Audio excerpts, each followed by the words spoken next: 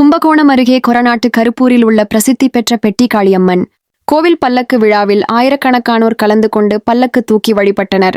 தஞ்சை மாவட்டம் கும்பகோணம் அருகே கொரநாட்டு கருப்பூரில் சுந்தரேஸ்வரர் கோவிலில் பெட்டிக்காளியம்மன் தனி சன்னதியில் அருள் பாலிக்கிறார்.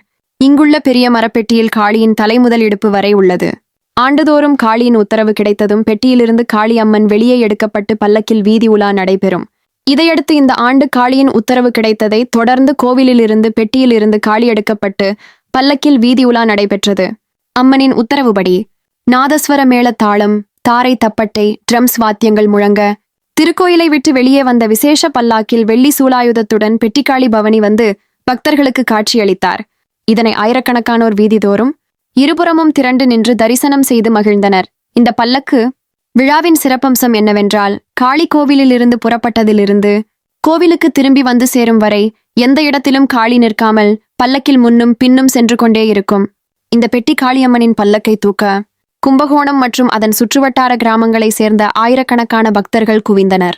பெட்டிக்காளி பல்லக்கு முன்னும் பின்னுமாக கொரநாட்டு கருப்பூரில் உள்ள அனைத்து தெருக்களிலும் உலா வந்தது.